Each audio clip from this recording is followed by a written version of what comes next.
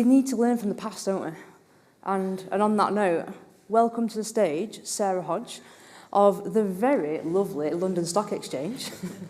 And she's going to talk about where we've come from, because to move forward, we need to understand where we've come from as an industry. So over to you, Sarah.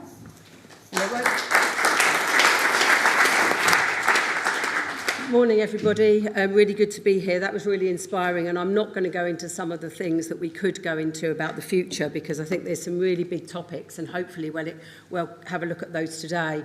My task was to kind of sum up the last 50 years, really. And I think it's really difficult in 20 minutes, so I won't cover everything, and there'll be things that you'll all be going, well, that happened and this happened, that's fine, and I'll put that in my paper afterwards.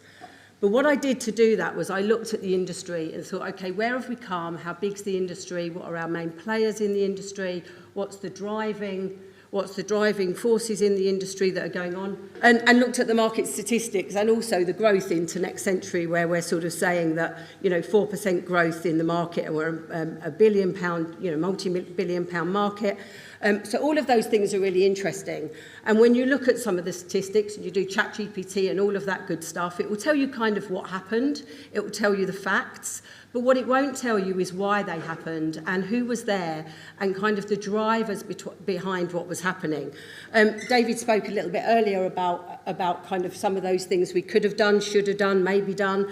Yeah, I agree with all of those, and there's loads and loads of really deep discussion points that we can get into, and I'll summarise those in my paper at the moment. I'm not going to cover those. What I've done is talk to the people that were there and I worked with, my friends, and that we've kind of grown up with this profession to really understand where we're at. And it is amazing, the journey we've come on. We have achieved a lot. We have to remember that. We have to remember it's quite a young market, quite a young profession, if we want to call it a profession, and we can talk about chartership and all of those things.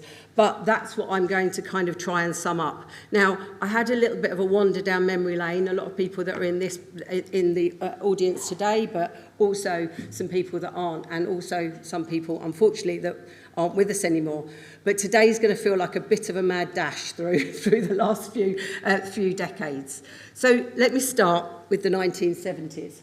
In the 1970s, facilities manager didn't exist as a job title. People were absolutely doing the job, they were, but it was the solvers, the fixers, those building managers, the asset managers, the office managers, all of those people that were doing things. But people were actually doing it, but it wasn't called FM. But to really understand that, I talked to some people that were there. Marilyn Stanley, who was to become the first chair of the BIFM, she, in the 1970s, wanted to be a British Rail, and she wanted to work for British Rail and manage a large station near her. She wanted to do the organisation, the running of the station, everything. She wasn't allowed to apply because she was a woman. And so they encouraged her to go into personnel, which was where she ended up. Now, in personnel was great because she was doing actually everything an FM was doing. She was organising the post room, the moves management, all of those things. So her day-to-day life was FM, but she didn't know that. So she fell in love with what she was doing, and FM found her by accident, which is basically, if you talk to most people in the history of FM, and still probably, and David would allude to that as well, a lot of people still fall into FM and it finds them by accident. Then Jane Wiggins, I had a chat with Jane, and she was to become one of our kind of, I suppose, the driver behind our qualification structure and our formal teaching and training within FM. She at the time was working in administration management in the IAM. Now, the IAM, which was an institute that had been going for nearly 100 years and did have qualifications and pathways, kind of later we'll hear about that, formed part of the FM, but people were doing these roles. And she also founded and sort of started our competency framework, which came from the IFM as well. So the next person, which we couldn't have a Workplace Futures without, was Martin, obviously, Martin Pickard. Now, Martin Pickard of FM Guru has always been a guru. He's always been a guru before FM, okay? So in the 1970s, he was working at the BT Tower, a very technical building, and he remembers the leadership writing to everybody to say that there will and never will be any place for facilities management in BT or in the UK. So they received this letter in the 1970s. So you can see what the pattern that was going on. People are doing these things, but it was misunderstood. And right up to when organisations really realised that you couldn't function without it, FM still didn't exist as a thing. The buildings were becoming more complex, and the first workplace technologies were coming in.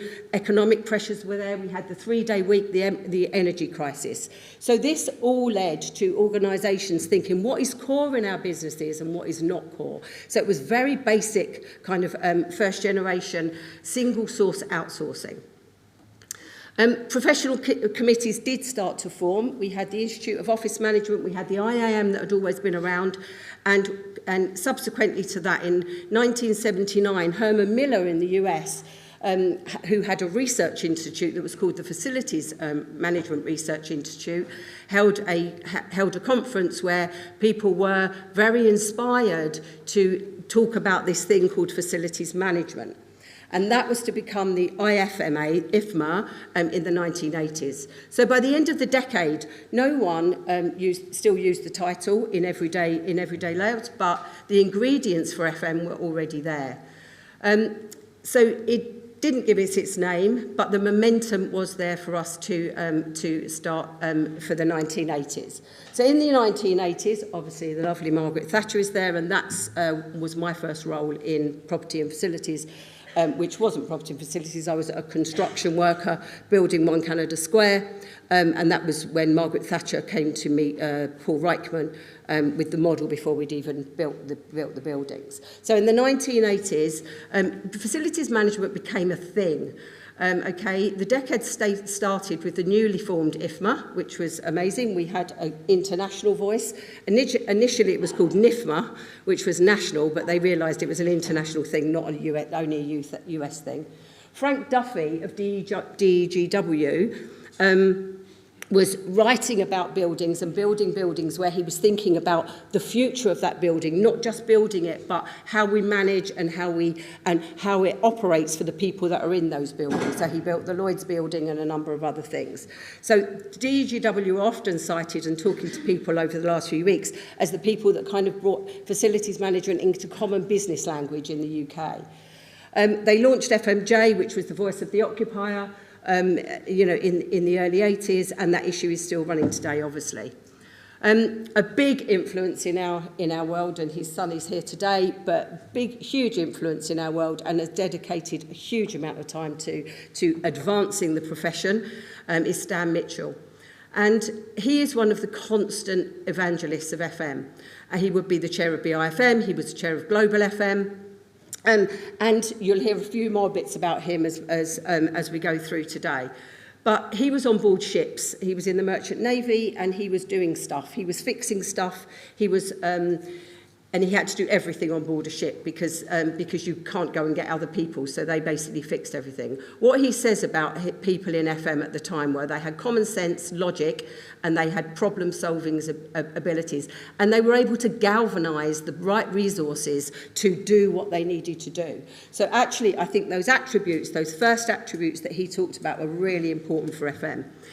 He came ashore in the then nicknamed Silicon Glen up in Scotland, where they were building big computer factories. And he started to build. He built and ran a factory for WAN computers.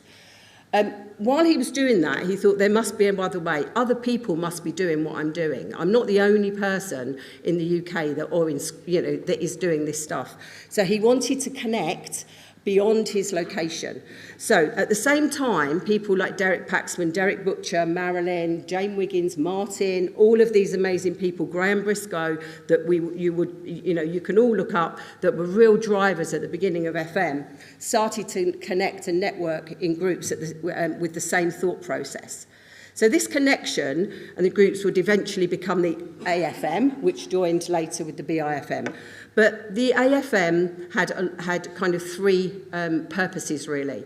To connect like-minded people so that they could understand each other's problems and solve them. To deliver and unify a unified brand. And we're still talking about that today. David kind of alluded to it earlier. What is the brand of FM and how do we attract people to it? And we give a voice and credibility and standards to what we were doing. So we were doing stuff, but there wasn't any global standards. And we'll hear a lot about that, and there's a session about the standards later.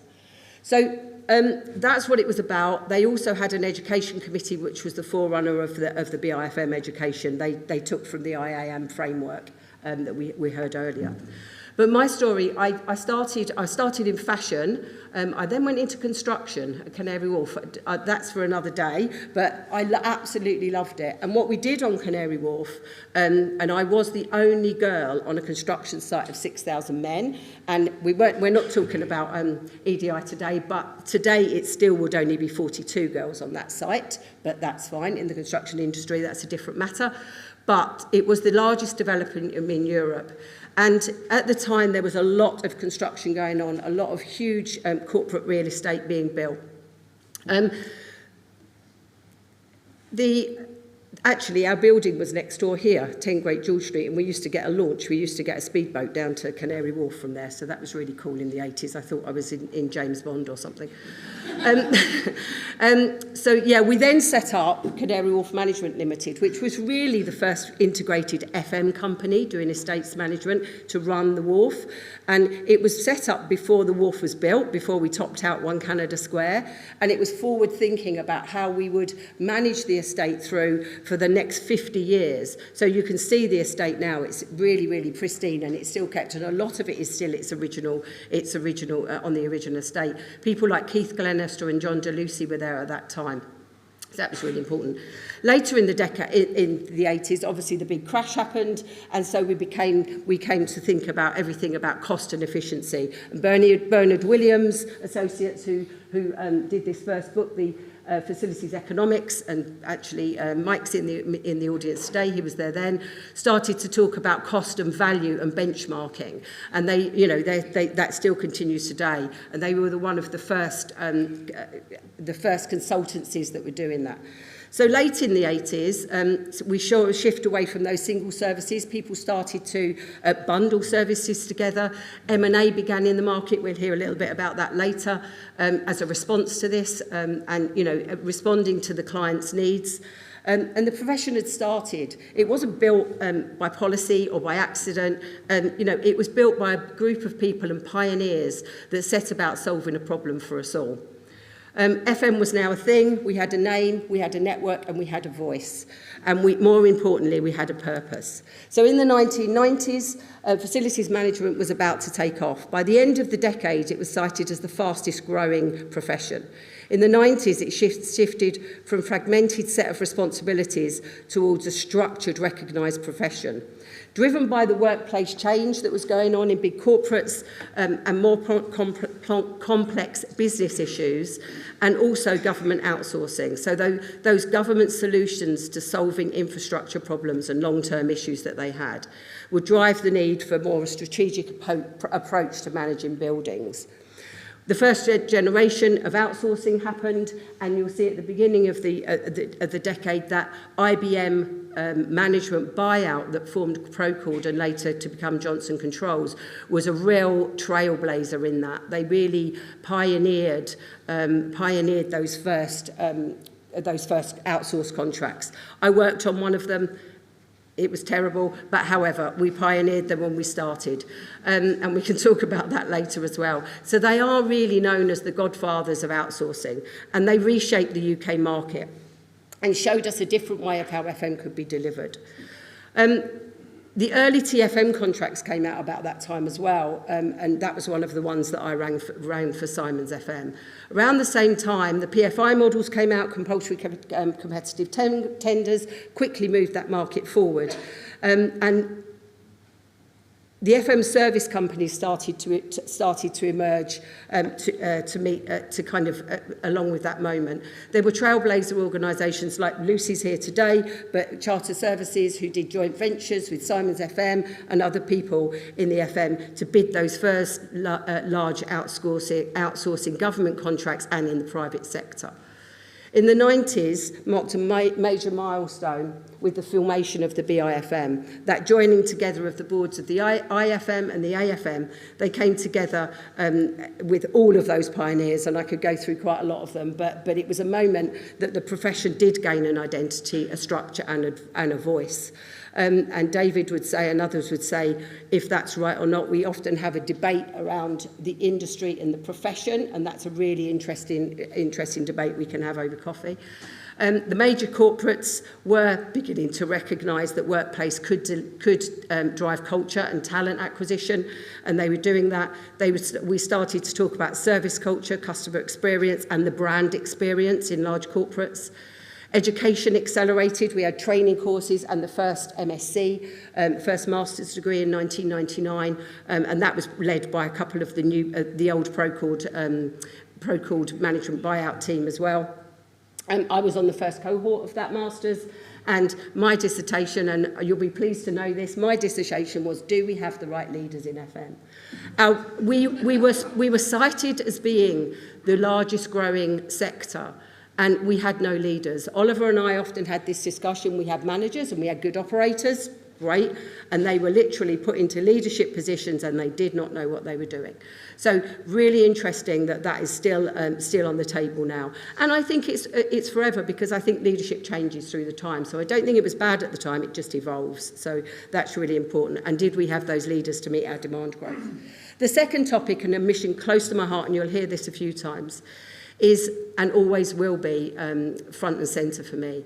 And it's my dissertation documented the impact of our frontline staff on our bottom line of our organisations. What is their impact on our bottom line, and how do we value them, and how do they value us, and how do we preserve that value on our bottom line? The churn and all of those things are one thing, but the big thing that we were talking about at the time was about labour and talent shortages. We're still talking about it today. We didn't do a lot about it. We talked at and I'll talk a little bit later about where we might get that talent from. Our structure in education was beginning to build, but what about the standards? And this is where we come back to Stan. So Stan had gone to a conference in Madrid, and it was called it was something really bizarre. I looked at it the other day. It was called the Real Estate Fraternity, and they were trying to claim FM as their own. So, and they were in Madrid, and Stan was the only FM person in the room.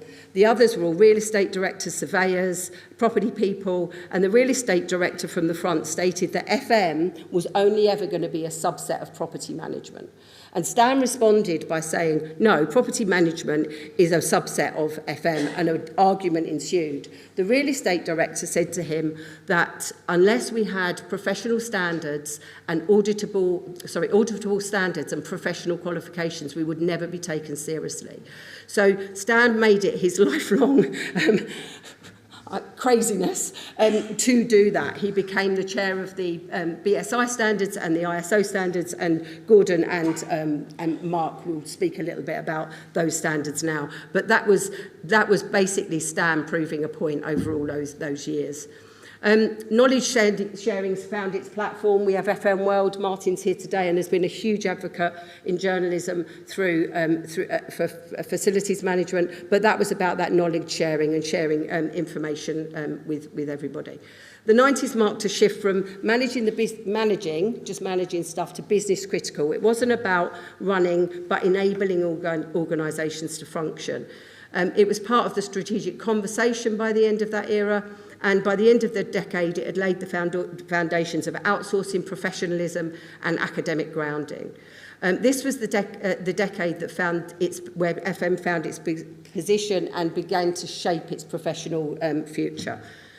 In the 2000s, although TUPE had come in before, it made a bigger impact in the 2000s because they did a big change to it. So we had quite a lot of change. I won't really talk about that because it's just one of those things that's there. But the facilities management sector moved from operational delivery into a more coordinated and integrated model. So orchestrating those solutions in a much more integrated way and very much more strategic.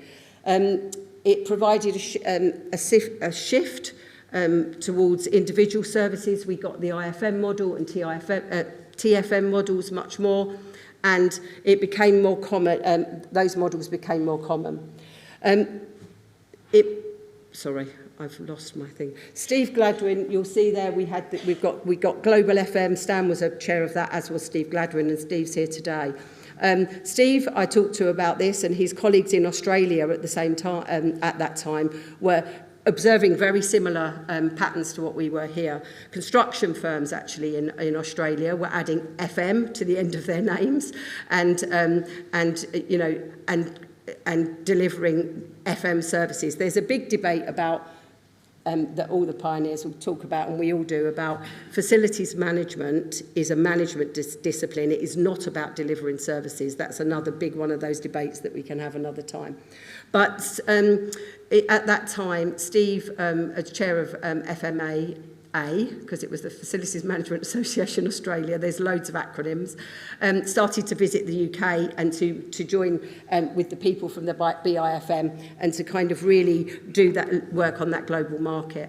There was still some common confusion about its name, and Steve told me a very funny story. He was working for an organisation called Hayden's FM in Australia, and basically they used to get demo tapes sent to them from bands because people thought they were an FM radio company. So that's what they used to get quite a lot of every day, sent to them in Australia. In the early 2000s, it saw continual growth of the profession with BIFM training and the BIFM awards, and also the formation of Global FM. The Global FM was actually a merger between a kind of a coming together, I think, an excellence agreement that they had between BIFM, IFMA and FMAA in Australia. And it also started World FM Day, and Steve's really, really proud of that. We talked about that, and we should celebrate World FM Day. I think it's a really great thing to do that we've got. Stan also became the chair of Global FM as well. So the decade also saw Stan proving his point about the standards, because the standards, the first standards came out in the mid-2000s. So he started to prove his point. And actually, when I was talking to Stan about that, it just shows you all of those early pioneers. David kind of alluded to that earlier as well. When we're talking about the contribution that people have made to advancing the profession, Stan says that 50% of his time, his working time, was spent on committees, on BIFM committees, doing the standards, all of these things. So how much time are we dedicating to advancing our profession? So in the 2000s, the market shifted from building first thinking also to people first thinking, and that was the first time that we started thinking about the people in our buildings and also the people who in the FM that are working in FM. Sustainability became mainstream and embedded in our thinking, as we know that that's always going to be a major solution that we need to come up with. The outsourcing market steadily grew to around 4 to 5% a year, and this growth was matched with more M&A activity, and it was commonplace in the market. By the end of the 2000s, FM had moved beyond basic service delivery to become intentional and coordinated. It was globally connected, and we had standards, and we were strategically aligned. And those integrated models and collaborations started to come in. As we hit the 2010s, we're coming into growing up and professionalisation and the formation of our standards. This was the decade where we moved from service orchestration to full professionalism, underpinned by standards, formal qualifications, and a clear definition of what excellence in FM looks like. In this decade, organisations realised that FM wasn't just delivering services, but it was about delivering business value. But what happened through there? The Olympics obviously was a big catalyst. Oh, I'm going to run out of time. It's too quick to do that in 20 minutes. I've still got a decade to go. being set up to fail. Okay, the London Olympics and the significance of this story isn't about the Olympics itself. It's that working with Ken, and I was working quite closely at the time on kind of getting ready for the Olympics, I suppose. And whenever you asked him what the problem was, it wasn't about our infrastructure, it wasn't about our buildings. We absolutely knew we could deliver that. It was about getting everyone to smile, about getting the customer service right was going to be the criticality. And we still started to talk about that. How do we get our engineers to understand customer service? How do we get our security guards to understand that? So that was really important at that time. And the same year, in the same year, Britvic won its award, which I was programme director for. And interesting, it's not because we won about the award, it's just because the workplace won the award and got cited in City on the its share price by the regulators, because actually the organisation by having that new building became more collaborative, more strategic, and most importantly, more resilient as an organisation. So actually the City had recognised that the building had a massive impact on the future of that organisation. Professional frameworks matured. We had the BIFM qualifications. The RICS launched their certified pathways. And we then had the ISOs that came in later on, which we'll hear about later, which had been Stan's big beef. Martin from F1 Guru produced his mind map, as we kind of hopefully we all know. This does need updating, and this is one of those things of I see on social media going, someone needs to update that. Well, maybe you are the someone. Sorry, it's kind of like, and that's a big beef of mine, which we can go on about later. So again, that is about time and dedication to advancing the profession. The decade marched a shift intentionally towards that business alignment and outcomes. The growth of well-being, and Martin Reed, I don't know where Martin's sitting, reminded me the other day, well-being as a word only came into our language really in 2013. So it's not long ago. Because of the coalition government, that word came in, and it's kind of stuck with us. But it's interesting that it only came into our psyche really in 2013. The workplace impacts, the Stoddart review, which talked about workplace advantage, was in this decade as well. BIFM rebranded to become IWFM to kind of recognise that shift towards workplace and what was happening in the market. And then we had the Carillion collapse. Okay, a seismic moment for us all. It exposed the dangers of that race to the bottom in procurement, unsustainable debt, risky contracting, and governance failures. It forced us all as an industry to redefine and what value really means. However, it happened again with Interserve a couple of years later. Even amid this progress, I will still go on about the social mobility, the Social Mobility and Child Poverty Commission first commissioned their State of the Nation report in 2013, which I'll come back to later.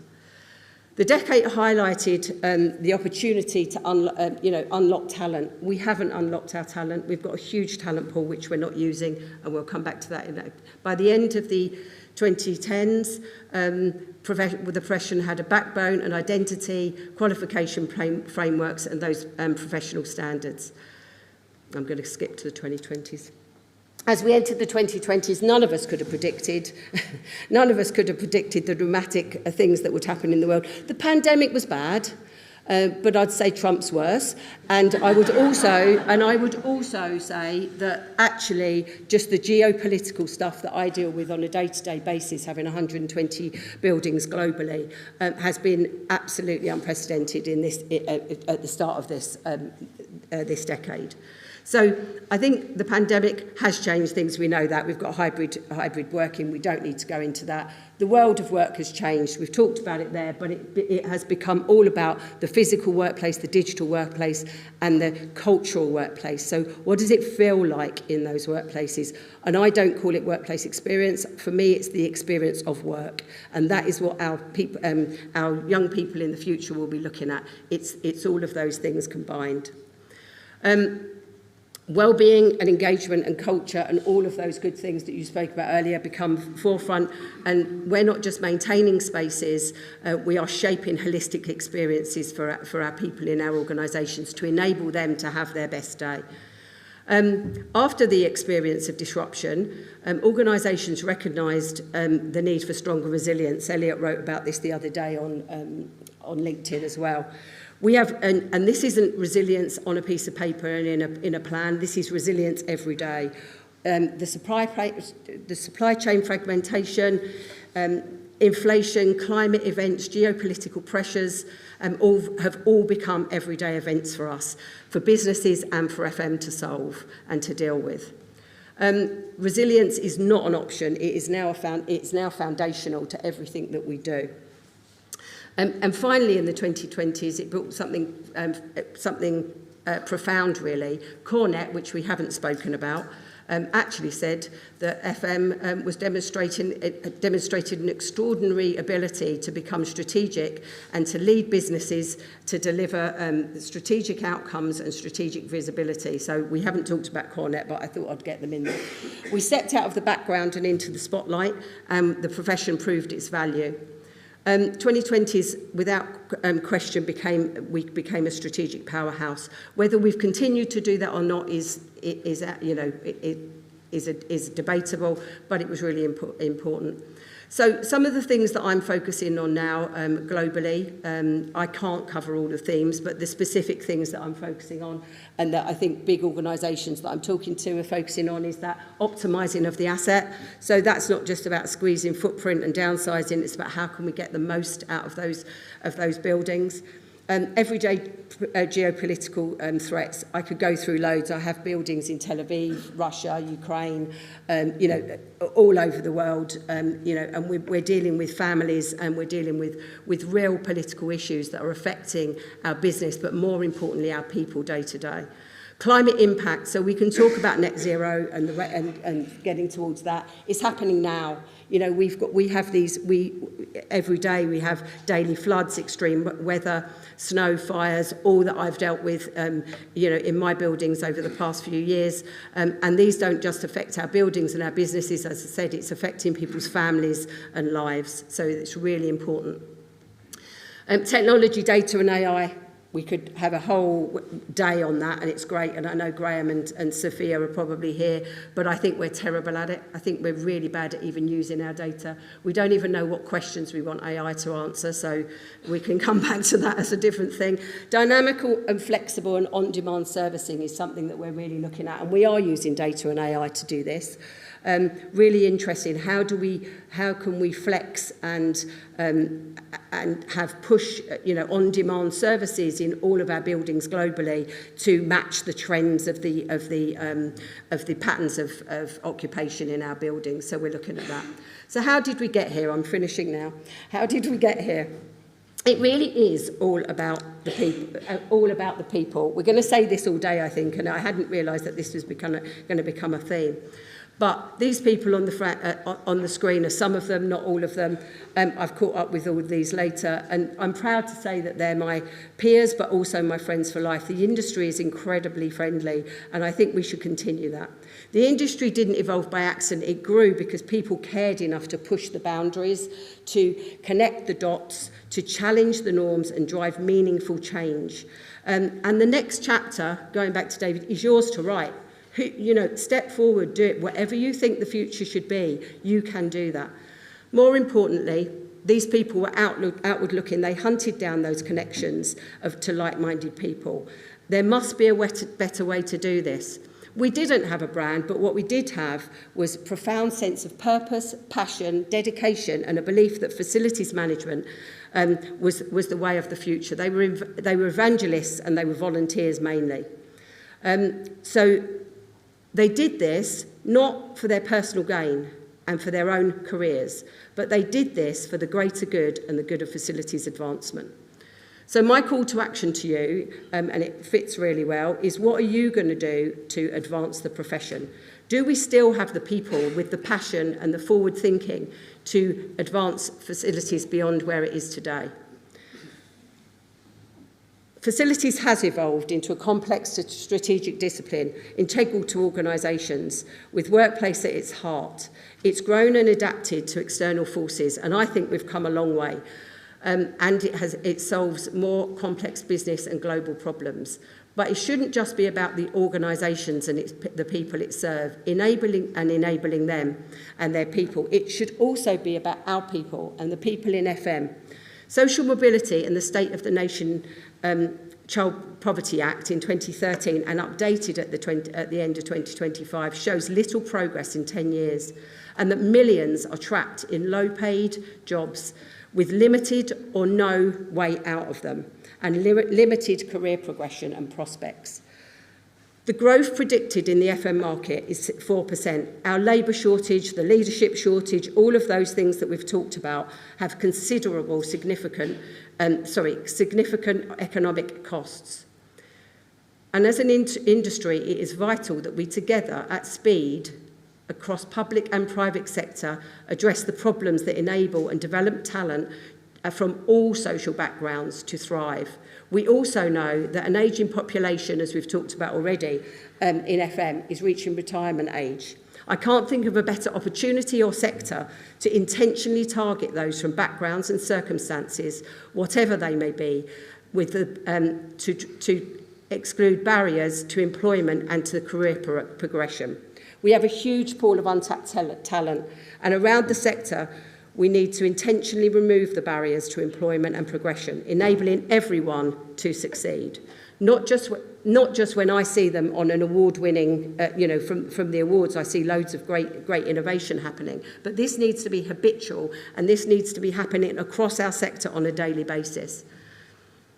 So my call to action is, facilities could have a huge impact on social mobility. Top estimates say 9% of GDP if our social mobility increased to the countries that perform well. Every single one of us has the power to change that. So let's commit intentionally, boldly and unapologetically to removing those barriers. Let's spot potential where others might overlook it. Talent is everywhere, but opportunities are not. If we do this together, we won't shape the future of facilities management. We will enable people to thrive, our organisations to thrive, and society to thrive.